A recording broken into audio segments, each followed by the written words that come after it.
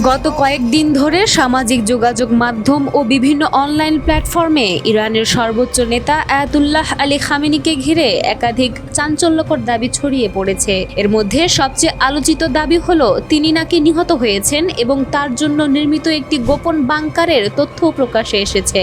তবে এসব দাবির কোনো নির্ভরযোগ্য বা সরকারি নিশ্চিতকরণ এখনো পাওয়া যায়নি। কিছু প্রতিবেদনে বলা হয়েছে চলতি বছরের শুরুতে তেহরানে একটি গুরুত্বপূর্ণ স্থাপনাকে লক্ষ্য করে হামলার সময় খামেনি সেখানে উপস্থিত ছিলেন। আবার অন্য কিছু সূত্র এই তথ্য পুরোপুরি অস্বীকার করেছে। ফলে ঘটনাটিকে ঘিরে এখনো রয়েছে ব্যাপক ধোঁয়াশা। এদিকে আলোচনায় এসেছে একটি কথিত ভূগর্ভস্থ নিরাপত্তা বাংকারের বিষয়ও। বিভিন্ন অনলাইন সূত্রের দাবি বহু বছর ধরে গোপনে নির্মিত এই স্থাপনায় বিস্ফোরণ ও প্রতিরোধী কক্ষ, জরুরি যোগাযোগ ব্যবস্থা এবং একাধিক বিকল্প বের হওয়ার পথ ছিল। তবে এসব তথ্যের সত্যতা স্বাধীনভাবে যাচাই করা যায়নি। বিশ্লেষকদের মতে যুদ্ধ বা সংঘাতের সময় শীর্ষ নেতাদের নিরাপত্তার জন্য ভূগর্ভস্থ কমান্ড সেন্টার বা সুরক্ষিত বাংকার নির্মাণ নতুন কোনো বিষয় নয়। কিন্তু খামেনিকে ঘিরে প্রচারিত এই নির্দিষ্ট তথ্যগুলো এখনও আনুষ্ঠানিকভাবে নিশ্চিত নয়। আন্তর্জাতিক পর্যবেক্ষকদের মতে ইরানকে ঘিরে চলমান উত্তেজনার কারণে সত্য তথ্য, গুজব এবং মনস্তাত্ত্বিক প্রচারণা সবকিছুই একসঙ্গে ছড়িয়ে পড়ছে। তাই এমন যে কোনো দাবির ক্ষেত্রে নির্ভরযোগ্য সরকারি বা স্বাধীন সূত্রের নিশ্চিত তথ্যের অপেক্ষা করাই সবচেয়ে গুরুত্বপূর্ণ। এখন প্রশ্ন হলো, এটি কি সত্যি বড় কোনো নিরাপত্তা ফাঁস নাকি চলমান তথ্যযুদ্ধের আরেকটি অধ্যায়? সেই উত্তর এখনো স্পষ্ট নয়।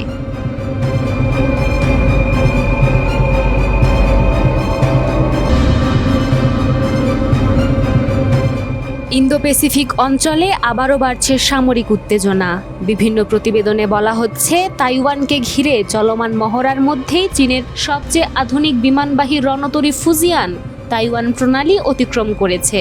বিশ্লেষকদের মতে এই পদক্ষেপ শুধু একটি নৌ চলাচল নয়, বরং বেইজিংয়ের কৌশলগত বার্তা বহন করছে এটি।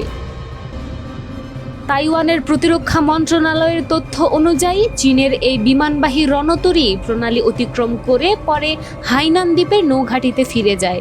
গত কয়েক মাসের মধ্যে এটি ছিল ফুজিয়ানের অন্যতম গুরুত্বপূর্ণ অভিযান।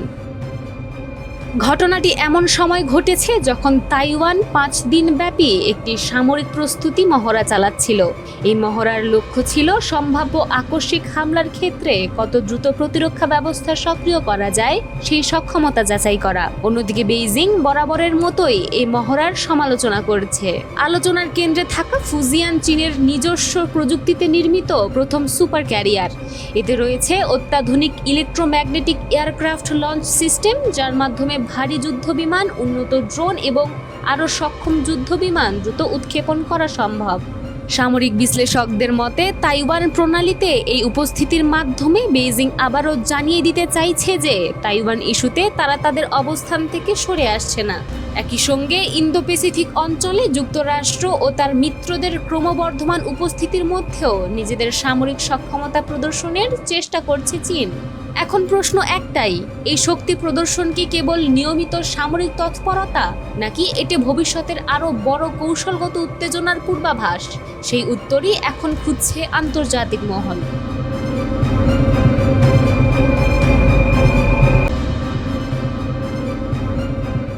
সুইজারল্যান্ডে অনুষ্ঠিত যুক্তরাষ্ট্র ও ইরানের প্রথম দফার শান্তি আলোচনা শেষ হওয়ার পরই নতুন করে দেখা দিয়েছে অনিশ্চয়তা। দ্বিতীয় দফার বৈঠকের প্রস্তুতি চলার মধ্যেই তেহরানের উদ্দেশ্যে কঠোর বার্তা দিয়েছেন মার্কিন প্রেসিডেন্ট ডোনাল্ড ট্রাম্প। তার অভিযোগ, আলোচনার সময় যেসব প্রতিশ্রুতির ইঙ্গিত দেওয়া হয়েছিল এখন সেগুলো থেকে সরে আসার চেষ্টা করছে ইরান। ট্রাম্পের ভাষায় তারা বড় ভুল করছে, আর ভেতরে ভেতরে তারা সেটাও জানে। বিতর্কের কেন্দ্রবিন্দুতে রয়েছে জাতিসংঘের আন্তর্জাতিক পরমাণু শক্তি সংস্থা বা IAEA এর পরিদর্শকদের প্রবেশাধিকার। মার্কিন ভাইস প্রেসিডেন্ট জেডি ভ্যান্স দাবি করেছিলেন আলোচনার অংশ হিসেবে ইরান তাদের ক্ষতিগ্রস্ত পারমাণবিক স্থাপনাগুলোতে IAEA-কে দীর্ঘমেয়াদী পর্যবেক্ষণের সুযোগ দিতে নীতিগতভাবে সম্মত হয়েছে। ওয়াশিংটনের মতে এই অগ্রগতির কারণেই হরমুজ প্রণালী ঘিরে আরোপিত মার্কিন নৌ অবরোধ শিথিল করার সিদ্ধান্ত নেওয়া হয়েছিল। ভ্যান্স আরও বলেন, এই সমঝোতা শুধু কূটনৈতিক সাফল্য নয়, বরং ইরানের সম্ভাব্য পারমাণবিক অস্ত্র কর্মসূচি নিয়ন্ত্রণের পথে একটি গুরুত্বপূর্ণ পদক্ষেপ। কিন্তু তার এই বক্তব্য প্রকাশ্যে আসার পরপরই পরিস্থিতি ভিন্ন দিকে মোড় নিতে শুরু করে। মার্কিন দাবির কয়েক ঘন্টার মধ্যেই ইরানের পররাষ্ট্র মন্ত্রণালয়ের মুখপাত্র ইসমাইল বাগাই পাল্টা প্রতিক্রিয়া জানান। তিনি যুক্তরাষ্ট্রের বক্তব্যকে সম্পূর্ণ ভিত্তিহীন বলে আখ্যা দেন। বাগাইয়ের দাবি, সুইজারল্যান্ডের IAEA মহাপরিচালক রাফায়েল গ্রোসির সঙ্গে এ ধরনের কোনো বৈঠকই অনুষ্ঠিত হয়নি এবং ক্ষতিগ্রস্ত পারমাণবিক স্থাপনাগুলো পরিদর্শনের জন্য আন্তর্জাতিক সংস্থাটিকে কোনো অনুমতি দেওয়ারও পরিকল্পনা নেই। ইরানের অবস্থান আরও স্পষ্ট করে তিনি জানান, দেশের সংবেদনশীল পারমাণবিক স্থাপনায় আন্তর্জাতিক পর্যবেক্ষকদের প্রবেশের প্রশ্নই ওঠে না। তেহরানের এই বক্তব্য কার্যত ওয়াশিংটনের দাবি এবং আলোচনার অগ্রগতির চিত্রকে সরাসরি চ্যালেঞ্জ করেছে। এ অবস্থায় ক্ষোভ প্রকাশ করেছেন প্রেসিডেন্ট ট্রাম্প। তার অভিযোগ, আলোচনার ঘরে এক ধরনের বার্তা দেওয়া হলেও জনসমক্ষে এসে সম্পূর্ণ ভিন্ন অবস্থান নিচ্ছে ইরান। মার্কিন প্রশাসকের পক্ষ থেকে সতর্ক করে বলা হয়েছে, যদি শেষ পর্যন্ত IAEA পরিদর্শকদের অনুমতি না দেওয়া হয়, তাহলে নির্ধারিত দ্বিতীয় দফার শান্তি আলোচনা বাতিল হয়ে যেতে পারে। শুধু তাই নয়, হরমুজ প্রণালীতে পুনরায় মার্কিন নৌ অবরোধ জারির সম্ভাবনার কথাও সামনে আনা হয়েছে। ফলে যে শান্তি প্রক্রিয়াকে ঘিরে সাম্প্রতিক সপ্তাহগুলোতে আশাবাদ তৈরি হয়েছিল, সেটি এখন আবারও অনিশ্চয়তার মুখে দাঁড়িয়ে। প্রতিবেদন অনুযায়ী পাকিস্তানি ও কাতারের মধ্যস্থতায় দীর্ঘ কূটনৈতিক তৎপরতার পর গত 8 এপ্রিল ওয়াশিংটন ও তেহরান একটি অন্তর্বর্তী যুদ্ধবিরতিতে পৌঁছায়। পরে 17 জুন মার্কিন প্রেসিডেন্ট ডোনাল্ড ট্রাম্প এবং ইরানের প্রেসিডেন্ট মাসুদ পেজেশকিয়ানের মধ্যে 14 দফার একটি সমঝোতা স্মারক স্বাক্ষরিত হয় বলে দাবি করা হয়। সেই ধারাবাহিকতাতেই সুইজারল্যান্ডের বার্গেনস্টক রিসর্টে শান্তি আলোচনার প্রথম দফা অনুষ্ঠিত হয়। যদিও যুক্তরাষ্ট্র প্রথম দফায় বৈঠককে ইতিবাচক অগ্রগতি হিসেবে তুলে ধরেছিল, তবে পারমাণবিক স্থাপনা পরিদর্শন ইস্যুতে ইরানের বর্তমান অবস্থান পুরো প্রক্রিয়াকেই নতুন সংকটে ঠেলে দিয়েছে। এখন প্রশ্ন একটাই, দ্বিতীয় দফার বৈঠকে কি দুই পক্ষ আবারও সমঝোতার পথে ফিরবে, নাকি নতুন করে শুরু হবে কূটনৈতিক সংঘাতের আরেক অধ্যায়?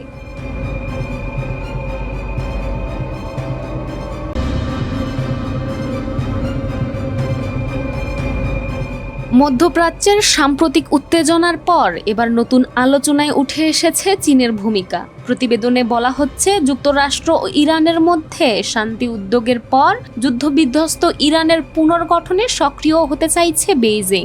বিশ্লেষকদের মতে এটি শুধু মানবিক সহায়তার বিষয় নয়, বরং মধ্যপ্রাচ্যে নিজেদের কৌশলগত প্রভাব আরও শক্তিশালী করার দীর্ঘমেয়াদী পরিকল্পনার অংশও হতে পারে। সম্প্রতি উচ্চ পর্যায়ের এক বৈঠকে চীনের পররাষ্ট্রমন্ত্রী ওয়াং ই ইরানের প্রতি অর্থনৈতিক ও কূটনৈতিক সহযোগিতার আশ্বাস দিয়েছেন বলে বিভিন্ন আন্তর্জাতিক গণমাধ্যমে প্রকাশিত হয়েছে। তার বক্তব্য অনুযায়ী আঞ্চলিক স্থিতিশীলতা ফিরিয়ে আনতে চীন গঠনমূলক ভূমিকা রাখতে প্রস্তুত। বিশ্লেষকদের মতে এই আগ্রহের পেছনে অর্থনৈতিক কারণও রয়েছে। ইরান দীর্ঘদিন ধরেই চীনের গুরুত্বপূর্ণ জ্বালানি অংশীদার। মধ্যপ্রাচ্য থেকে বিপুল পরিমাণ অপরিশোধিত তেল আমদানি করে বেইজিং, আর সেই সরবরাহে ইরানের ভূমিকা উল্লেখযোগ্য। তাই ইরানের অর্থনীতি দ্রুত পুনরুদ্ধার হলে চীনের জ্বালানি নিরাপত্তাও আরও শক্তিশালী হবে বলে ধারণা করা হচ্ছে। একই সঙ্গে ত্রাণ, চিকিৎসা সহায়তা এবং পুনর্গঠন প্রকল্পের মাধ্যমে মধ্যপ্রাচ্যে নিজেদের সফট পাওয়ার বাড়ানোর কৌশলও অনুসরণ করছে চীন বলে মনে করছেন আন্তর্জাতিক সম্পর্ক বিশেষজ্ঞরা। তবে এই পথ মোটেও সহজ নয়। একদিকে ইরানের সঙ্গে ঘনিষ্ঠ সম্পর্ক বজায় রাখা, অন্যদিকে যুক্তরাষ্ট্র এবং উপসাগরীয় দেশগুলোর সঙ্গে ভারসাম্য রক্ষা, দুই দিকই সামলাতে হচ্ছে বেইজিংকে। পর্যবেক্ষকদের মতে এই কূটনৈতিক ভারসাম্য রক্ষা ভবিষ্যতে চীনের জন্য বড় চ্যালেঞ্জ হয়ে দাঁড়াতে পারে। এদিকে বিভিন্ন প্রতিবেদনে বলা হচ্ছে, চীন চায় সম্ভাব্য শান্তি প্রক্রিয়া অব্যাহত থাকুক এবং বহুপাক্ষিক প্ল্যাটফর্মের মাধ্যমে ইরানকে আন্তর্জাতিক অর্থনীতির মূলধারায় ফিরিয়ে আনা হোক। এখন প্রশ্ন একটাই, ইরানের পুনর্গঠনে চীনের এই উদ্যোগ কি মধ্যপ্রাচ্যে নতুন স্থিতিশীলতার পথ খুলে দেবে, নাকি এটি যুক্তরাষ্ট্র চীন প্রতিযোগিতার আরেকটি নতুন অধ্যায়ের সূচনা করবে? উত্তর এখনো স্পষ্ট নয়, তবে এটুকু নিশ্চিত, ইরানকে ঘিরে বিশ্ব শক্তিগুলোর নতুন কূটনৈতিক হিসাব নিকাশ আগামী দিনের ভূ রাজনীতিতে বড় প্রভাব ফেলতে পারে।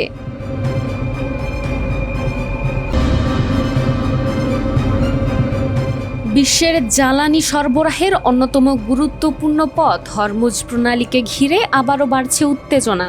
বিভিন্ন প্রতিবেদনে দাবি করা হচ্ছে এই কৌশলগত জলপথে নতুন একটি নৌ করিডর চালুর উদ্যোগকে কেন্দ্র করে ইরান কঠোর অবস্থান নিয়েছে। ফলে মধ্যপ্রাচ্যের নিরাপত্তা পরিস্থিতি নিয়ে নতুন করে উদ্বেগ দেখা দিয়েছে। প্রতিবেদন অনুযায়ী তেহরানের অনুমোদন ছাড়া নির্ধারিত পথের বাইরে কোনো জাহাজ চলাচল করলে তা ঝুঁকির মুখে পড়তে পারে বলে সতর্ক করেছে ইরানের নৌবাহিনী। ইরানের দাবি, হরমুজ প্রণালীতে যে কোনো নতুন নৌপথ বা চলাচলের ক্ষেত্রে তাদের সঙ্গে সমন্বয় থাকা জরুরি। এই ঘোষণা এমন সময় এলো যখন সাম্প্রতিক সপ্তাহগুলোতে হরমুজ নিয়ে বাণিজ্যিক জাহাজ চলাচলে কিছুটা স্বাভাবিক হওয়ার ইঙ্গিত মিলছিল। তবে নতুন এই সতর্ক বার্তার পর আন্তর্জাতিক জ্বালানি বাজারে আবারও অনিশ্চয়তা তৈরি হয়েছে বলে বিশ্লেষকদের ধারণা। এদিকে বিভিন্ন সূত্রে বলা হচ্ছে, সুইজারল্যান্ডে যুক্তরাষ্ট্রের সঙ্গে আলোচনার পর ইরানের এক শীর্ষ কর্মকর্তা দাবি করেন, হরমুজ প্রণালীর প্রশাসনিক নিয়ন্ত্রণ তাদের হাতেই থাকবে এবং এই জলপথের নিরাপত্তা ও পরিচালনায় ইরানের ভূমিকাই নির্ধারক। বিশ্বের সামুদ্রিক তেল পরিবহনের একটি বড় অংশ এই সংকীর্ণ প্রণালী দিয়েই অতিক্রম করে। সৌদি আরব, ইরাক, কাতার সহ উপসাগরীয় দেশগুলোর বিপুল পরিমাণ তেল ও গ্যাস আন্তর্জাতিক বাজারে পৌঁছায় এই রুট ব্যবহার করেই। ফলে এখানে সামান্য উত্তেজনাও বৈশ্বিক জ্বালানি বাজার ও অর্থনীতিতে বড় প্রভাব ফেলতে পারে। বিশ্লেষকদের মতে, হরমুজ প্রণালী শুধু একটি নৌপথ নয়, এটি এখন বিশ্ব রাজনীতির অন্যতম গুরুত্বপূর্ণ কৌশলগত কেন্দ্রবিন্দু। তাই ইরান ও পশ্চিমা দেশগুলোর মধ্যে এই নতুন টানাপোড়েন শেষ পর্যন্ত কোন দিকে গড়ায়, সেদিকেই নজর রাখছে পুরো বিশ্ব।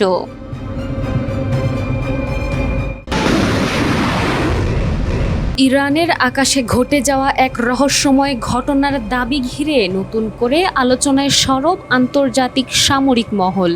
বিভিন্ন প্রতিবেদনে বলা হচ্ছে, একটি অভিযানের সময় এক মার্কিন যুদ্ধবিমানের পাইলট আকাশে এমন এক অস্বাভাবিক ড্রোন বিন্যাস দেখেছেন যা প্রচলিত যুদ্ধ প্রযুক্তির ধারণাকেও চ্যালেঞ্জ জানাতে পারে। পাইলটের দাবি, অসংখ্য ড্রোন এমন নিখুঁত সমন্বয়ে উড়ছিল যে দূর থেকে সেগুলো দেখতে বিশাল এক জেলিফিশের মতো মনে হচ্ছিল।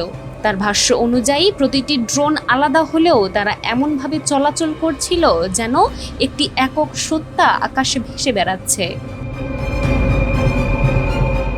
প্রতিবেদন অনুযায়ী এই ঘটনার কিছুক্ষণ পরেই মার্কিন যুদ্ধবিমানটি ভূপাতিত হয়। ইজেক্ট করার আগে পাইলট রেডিও বার্তায় জানান, চারপাশের আকাশ ড্রোনে ভরে গেছে এবং পরিস্থিতি দ্রুত নিয়ন্ত্রণের বাইরে চলে যাচ্ছে।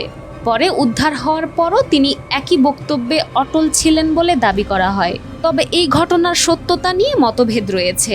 মার্কিন গোয়েন্দা সংস্থার কিছু কর্মকর্তা মনে করছেন, যুদ্ধের চাপ বা দুর্ঘটনার অভিঘাতের কারণে পাইলট বিভ্রমে ভুগে থাকতে পারেন। তাই তার বর্ণনাকে নিশ্চিত তথ্য হিসেবে গ্রহণ করার আগে আরও তদন্তের প্রয়োজন রয়েছে। অন্যদিকে প্রতিরক্ষা বিশ্লেষকদের একটি অংশ বলছেন, যদি এই দাবি সত্য প্রমাণিত হয় তাহলে এটি হতে পারে উন্নত ড্রোন সোয়ার্ম প্রযুক্তির নতুন উদাহরণ। এমন প্রযুক্তিতে কৃত্রিম বুদ্ধিমত্তার মাধ্যমে অসংখ্য ড্রোন একসঙ্গে সমন্বিতভাবে অভিযান চালাতে পারে, যা ভবিষ্যতের যুদ্ধ কৌশলে বড় পরিবর্তন আনতে সক্ষম। বিশ্লেষকদের মতে, সাম্প্রতিক বছরগুলোতে ইরানের ড্রোন সক্ষমতা উল্লেখযোগ্যভাবে বৃদ্ধি পেয়েছে।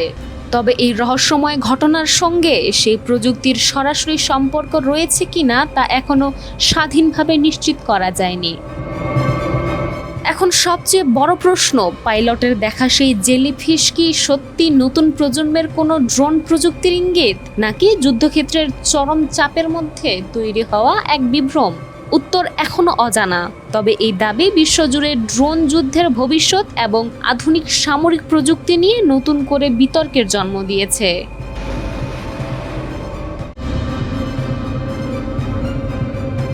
মধ্যপ্রাচ্যে উত্তেজনা আবারও নতুন মাত্রা পেয়েছে। বিভিন্ন প্রতিবেদনে দাবি করা হচ্ছে, যুক্তরাষ্ট্রের সাম্প্রতিক সামরিক অভিযানের জবাবে বাহরাইনে অবস্থিত মার্কিন স্বার্থ সংশ্লিষ্ট স্থাপনাগুলোকে লক্ষ্য করে ড্রোন হামলা চালিয়েছে ইরান। তবে এই দাবির স্বাধীন যাচাই এখনও প্রকাশ্যে আসেনি। ইরানের পররাষ্ট্র মন্ত্রণালয়ের ভাষ্য অনুযায়ী তাদের ভূখণ্ডে সংঘটিত মার্কিন হামলার প্রতিক্রিয়াতেই এই পদক্ষেপ নেওয়া হয়েছে এবং এটিকে তারা আত্মরক্ষামূলক ব্যবস্থা হিসেবে বর্ণনা করেছে। অন্যদিকে যুক্তরাষ্ট্রের দাবি ছিল হরমুজ প্রণালীতে বাণিজ্যিক জাহাজের নিরাপত্তা ইস্যুর প্রেক্ষাপটেই তাদের আগের সামরিক অভিযান পরিচালিত হয়েছিল। এদিকে হরমুজ প্রণালীকে ঘিরেও উত্তেজনা বাড়ছে। ইরানের কর্মকর্তারা দাবি করছেন এই কৌশলগত জলপথে নিরাপত্তা ও চলাচলের বিষয়ে তাদের নির্দেশনা উপেক্ষা করা হলে কঠোর ব্যবস্থা নেওয়া হতে পারে। বিশ্লেষকদের মতে বিশ্বের গুরুত্বপূর্ণ জ্বালানি পরিবহন রুট হওয়ায় হরমুজকে ঘিরে যে কোনো উত্তেজনাই আন্তর্জাতিক বাজারে বড় প্রভাব ফেলবে। অন্যদিকে লেবানন ইসরায়েল সীমান্ত পরিস্থিতি এবং সম্ভাব্য যুদ্ধবিরতি নিয়েও ভিন্নমুখী অবস্থান দেখা যাচ্ছে। বিভিন্ন প্রতিবেদনে বলা হয়েছে সংশ্লিষ্ট সব পক্ষ এখনো কোনো স্থায়ী সমাধানে পৌঁছাতে পারেনি। এমন পরিস্থিতিতে যুক্তরাষ্ট্রের সামরিক ও রাজনৈতিক নেতৃত্ব ইরানকে সতর্কবার্তা দিয়েছে। জবাবে ইরানের শীর্ষ পর্যায়ের কর্মকর্তারাও কঠোর বক্তব্য দিয়েছেন। ফলে দুই পক্ষের পাল্টাপাল্টি বার্তায় উত্তেজনা আরও বেড়েছে। এখন সবচেয়ে বড় প্রশ্ন, এই পাল্টাপাল্টি হুঁশিয়ারি কি নতুন সংঘাতের দিকে এগিয়ে নিয়ে যাবে, নাকি কূটনৈতিক আলোচনার মাধ্যমে পরিস্থিতি আবারও নিয়ন্ত্রণে আসবে? উত্তর এখনো স্পষ্ট নয়, তবে একটি বিষয় নিশ্চিত, মধ্যপ্রাচ্যের প্রতিটি নতুন ঘটনাই শুধু আঞ্চলিক নয়, বৈশ্বিক নিরাপত্তা ও জ্বালানি বাজারের জন্য গুরুত্বপূর্ণ হয়ে উঠছে।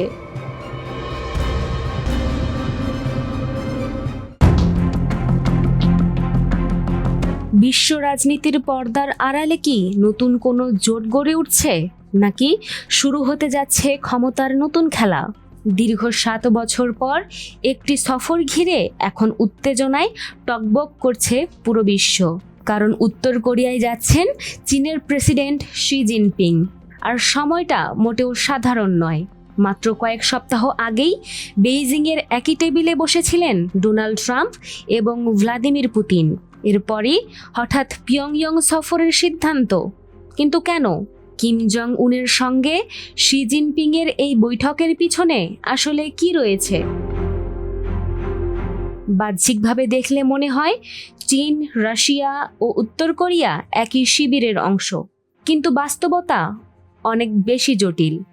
বিশেষ করে ইউক্রেন যুদ্ধ সেই সমীকরণকে বদলে দিয়েছে। রাশিয়ার পাশে দাঁড়িয়ে উত্তর কোরিয়া সেনা সহায়তা দিয়েছে বলে পশ্চিমা বিশ্লেষকদের দাবি। শুধু তাই নয়, গত বছর পুতিনের সফরে দুই দেশের মধ্যে ঐতিহাসিক প্রতিরক্ষা চুক্তি। এরপর থেকেই মস্কো আর পিয়ংইয়ংয়ের সম্পর্ক নতুন উচ্চতায় পৌঁছায়। আর ঠিক সেখানেই শুরু হয় বেইজিংয়ের অস্বস্তি। কারণ উত্তর কোরিয়ার ওপর রাশিয়ার প্রভাব যত বাড়ছে, চীনের প্রভাব ততটাই চ্যালেঞ্জের মুখে পড়ছে। অনেক বিশ্লেষকের মতে শি জিনপিং এবার কিমকে মনে করিয়ে দিতে চাইবেন একটি বিষয়, উত্তর কোরিয়ার প্রকৃত অর্থনৈতিক লাইফলাইন এখনো চীন, মস্কো নয়। তবে এখানেই শেষ নয়, আরও একটি বড় কারণ রয়েছে।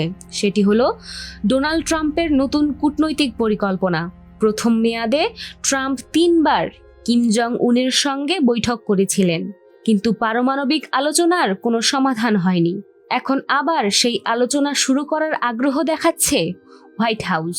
কিন্তু কিম জং উনও নিজের অবস্থানে অনড়। তিনি স্পষ্ট জানিয়েছেন, পারমাণবিক নিরস্ত্রীকরণের চাপ অব্যাহত থাকলে কোনো আলোচনায় বসবেন না। বরং সাম্প্রতিক সময়ে তিনি পারমাণবিক অস্ত্র কর্মসূচি আরও শক্তিশালী করার ঘোষণা দিয়েছেন। ফলে পরিস্থিতি আরও জটিল হয়ে উঠেছে। একদিকে ট্রাম্প, অন্যদিকে পুতিন, আর মাঝখানে দাঁড়িয়ে শি জিনপিং। এখানেই শুরু হচ্ছে নতুন ভূ রাজনৈতিক খেলা। কারণ উত্তর কোরিয়ার বৈদেশিক বাণিজ্যের সবচেয়ে বড় অংশীদার এখনো চীন। কিন্তু কিমের পারমাণবিক কর্মসূচি যত বাড়ছে, ততই অঞ্চলে বাড়ছে মার্কিন সামরিক উপস্থিতি, যা চীনের নিরাপত্তা হিসেবেও উদ্বেগের বিষয়। আরও একটি বিষয় বিশেষভাবে গুরুত্বপূর্ণ। এই সফরটি হচ্ছে চীন ও উত্তর কোরিয়ার ঐতিহাসিক বন্ধুত্ব চুক্তির 65 বছর পূর্তির সময়। যে চুক্তিতে স্পষ্ট বলা আছে, এক দেশ আক্রান্ত হলে অন্য দেশ সামরিক সহায়তা দেবে। অর্থাৎ এটি শুধু সৌজন্য সফর নয়, এর পেছনে রয়েছে কৌশলগত বার্তাও। অনেকে মনে করছেন শি জিনপিং নিজেকে আবারও বিশ্ব রাজনীতির প্রধান মধ্যস্থতাকারী হিসেবে প্রতিষ্ঠা করতে চাইছেন, যিনি একদিকে কিমের সঙ্গে কথা বলতে পারেন, অন্যদিকে ট্রাম্পের সঙ্গেও যোগাযোগ রাখতে পারেন। কিন্তু বড় প্রশ্ন হলো, কিম জং উন কি আবার বেইজিংয়ের দিকে ঝুঁকবেন, নাকি পুতিনের সঙ্গে আরও গভীর জোট গড়বেন? আর যদি ট্রাম্প সত্যি নতুন আলোচনা শুরু করে, তাহলে সেই আলোচনার কেন্দ্রে কি থাকবেন শি জিনপিং, নাকি উত্তর কোরিয়া পুরো খেলাটাই বদলে দেবে? এখন বিশ্বের নজর এক জায়গায়, পিয়ংইয়ং, কারণ সেখানেই হয়তো নির্ধারিত হবে এশিয়ার আগামী ভূ রাজনৈতিক সমীকরণ। আর এই সফরের ফলাফল বিশ্ব রাজনীতির নতুন অধ্যায়ের সূচনা করতে পারে।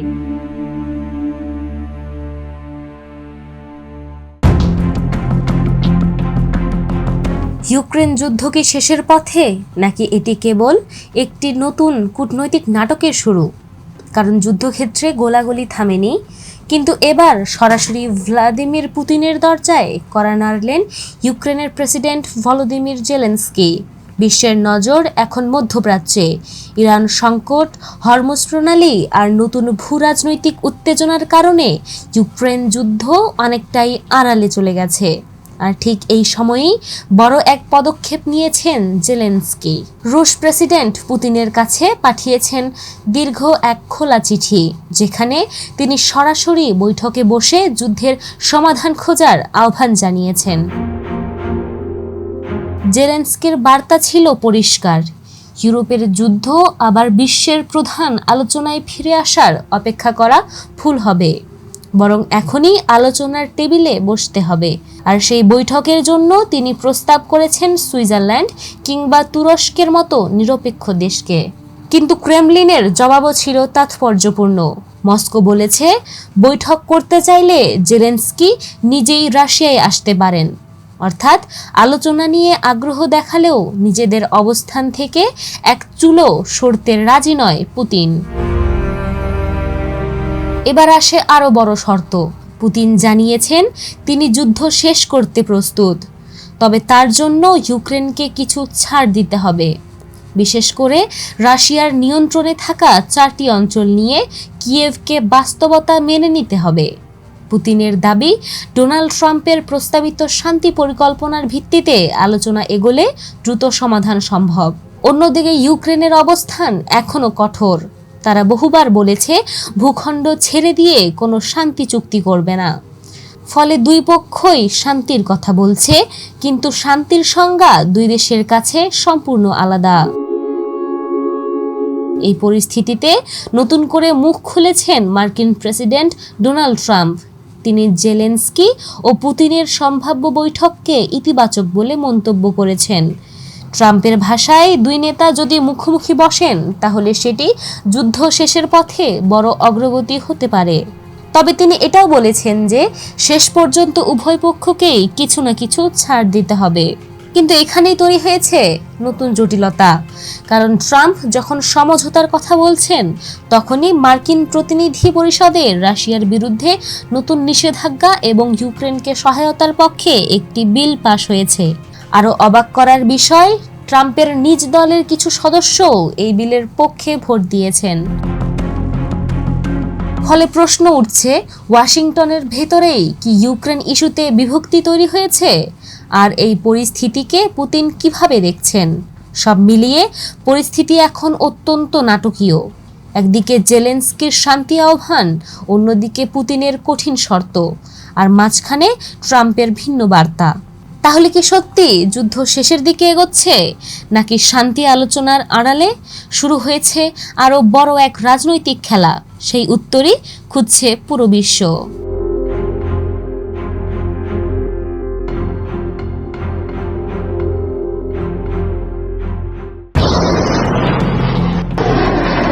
ইরানের কাছে থাকা সমৃদ্ধ ইউরেনিয়াম এখন কোথায়, কতটা আছে, আদৌ কি আগের জায়গাতেই রয়েছে কিনা?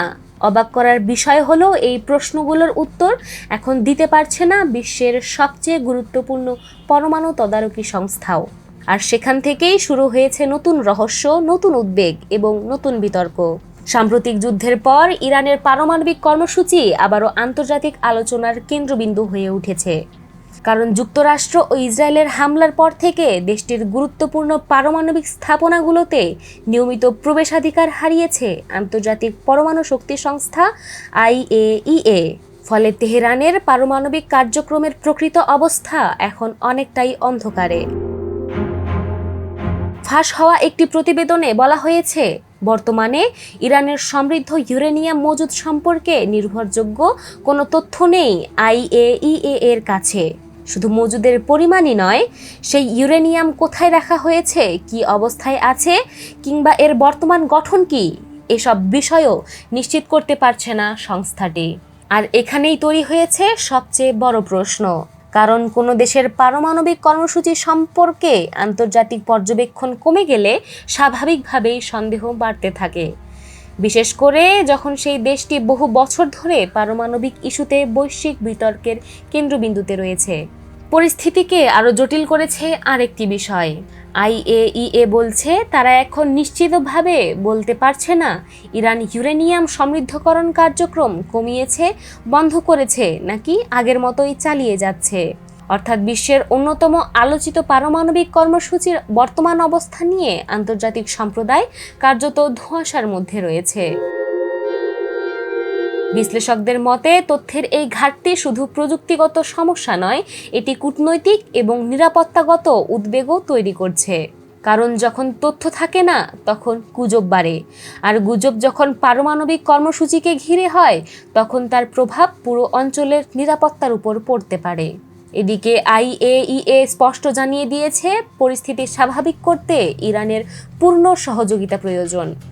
পরিদর্শকদের প্রবেশাধিকার পুনরায় নিশ্চিত না হলে দেশটির পারমাণবিক কর্মসূচির প্রকৃত চিত্র জানা সম্ভব নয় বলে মনে করছে সংস্থাটি। তবে এখানেই থামছে না আলোচনা, কারণ বিশ্বের সাম্প্রতিক সময়ের ইরানের শীর্ষ পর্যায়ের কয়েকজন নেতা এমন বক্তব্য দিয়েছেন যা নতুন করে বিতর্কের জন্ম দিয়েছে। তারা বলেছেন, প্রয়োজন হলে দেশটি আরও কঠোর সিদ্ধান্ত নিতে পারে। আর সে কারণেই আন্তর্জাতিক অঙ্গনে নতুন প্রশ্ন উঠছে। তাহলে কি ইরানের পারমাণবিক সক্ষমতা আগের চেয়ে আরও এগিয়ে গেছে, নাকি এটি কেবল রাজনৈতিক চাপ তৈরির একটি কৌশল? আর সবচেয়ে গুরুত্বপূর্ণ প্রশ্ন, যখন আন্তর্জাতিক পরিদর্শকরাই নিশ্চিত নন যে ইরানের ইউরেনিয়াম কোথায় এবং কী অবস্থায় রয়েছে, তখন তেহরানের পারমাণবিক কর্মসূচি আসলে কতদূর এগিয়েছে? এই প্রশ্নগুলোর উত্তর এখনও অজানা। কিন্তু একটি বিষয় নিশ্চিত, ইরানকে ঘিরে পারমাণবিক রহস্য যত বাড়বে, মধ্যপ্রাচ্যের উত্তেজনাও তত বাড়তে থাকবে। আর সেই রহস্যের পর্দা কবে উঠবে, সেটি এখন পুরো বিশ্বের নজরের কেন্দ্রবিন্দু।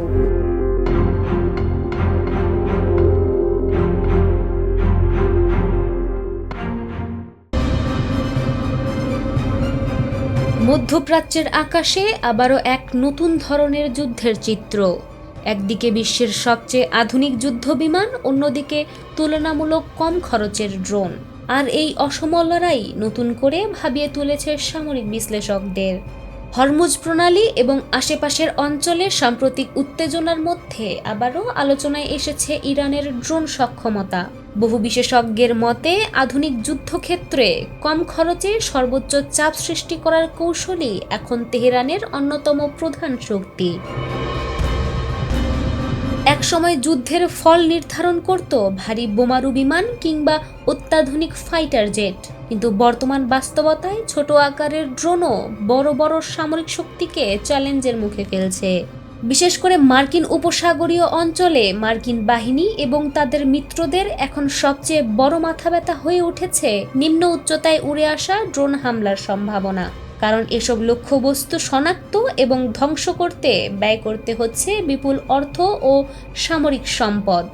সামরিক সূত্রগুলো বলছে, গুরুত্বপূর্ণ নৌপথ ও কৌশলগত স্থাপনাগুলোর নিরাপত্তা নিশ্চিত করতে দিনরাত আকাশে টহল দিচ্ছে যুদ্ধবিমান।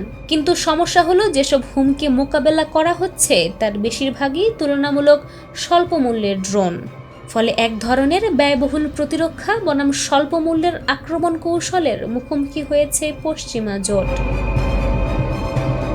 বিশ্লেষকের মতে আধুনিক ফাইটার জেট পরিচালনা, রক্ষণাবেক্ষণ এবং আকাশের টহল চালাতে বিপুল অর্থ ব্যয় হয়। এর সঙ্গে যুক্ত হয় পাইলটদের উপর অতিরিক্ত চাপ এবং যন্ত্রপাতির ক্ষয়ক্ষতি। অন্যদিকে ড্রোন প্রযুক্তি তুলনামূলক সস্তা হওয়ায় এগুলো বড় সংখ্যায় মোতায়েন করা সম্ভব, আর সেখানেই তৈরি হচ্ছে নতুন কৌশলগত চ্যালেঞ্জ।